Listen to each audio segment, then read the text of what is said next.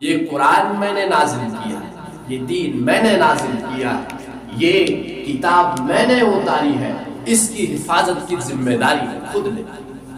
یہ اللہ کا سوال، ربا اے میرے رب، اے میرے رب آپ اس کی حفاظت کیسے کریں گے؟ سوال انسان نے، میرے مولا اس کی حفاظت کیسے کریں گے؟ اللہ نے جواب دیا، میں اس قرآن کو یاد کرنے کے لیے حفاظ کو جو اس قرآن کو زبانی یاد ہے۔ ہاں یا اللہ اس قرآن کو صحیح پڑھنے کے لیے کس کو پیدا کرے گا؟ میرا رب نے جواب دیا، میرے اللہ نے جواب دیا، میں اس قرآن کو صحیح پڑھنے کے لیے قرآ کو پیدا کروں گا۔ ہاں جو الحمدللہ سے لے کر والناس تک تمہیں قرآن پھر پھر سنائے۔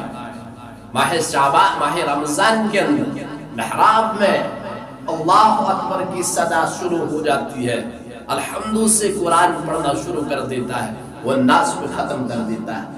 یہ کوئی داستان نہیں ہے، یہ کوئی گانے کی داستان نہیں ہے، یہ جو تم سنتے ہو رشک کرتے ہو یہ اللہ کا کلام ہے۔ ہاں یہ کون سا کلام ہے؟ لو انزلنا هذا القرآن على جبل، اگر میں اس قرآن کو، اگر میں اس کلام پاک کو جبل پہاڑ پہ اتارتا، پہاڑوں پہ اتارتا، کسی زمین پہ اتارتا، وہ پہاڑ ریزہ ریزہ ہو جاتے، وہ پھٹ جاتے، لیکن اللہ نے تمہارے نبی کا سینہ ایسا بنایا، اس کو اتارا بھی صحیح، اس کو پیا بھی صحیح، اس کو سمجھا بھی صحیح۔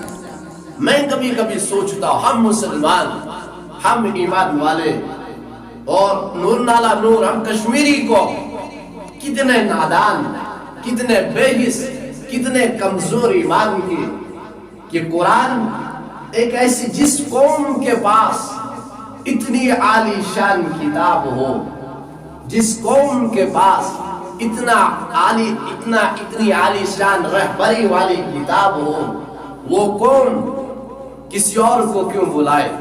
وہ قوم کسی اور کی مدد کے لیے کیوں، کسی اور سے مدد کیوں لے؟ وہ نوجوان، اس قوم کا نوجوان کیوں اللہ کو چھوڑ دے؟ اس قوم کا نوجوان کیوں صرف میگزین کے پیچھے چلے؟ اس قوم کا نوجوان، اس قوم کی بیٹی صرف کیوں موبائل پہ رات دن رہے؟ جس قوم کی بیٹی کے پاس اتنا بڑا کلام اللہ شریف، ہاں جس کو اللہ نے اپنے حبیب کے اوپر اتارا بھی صحیح، ہاں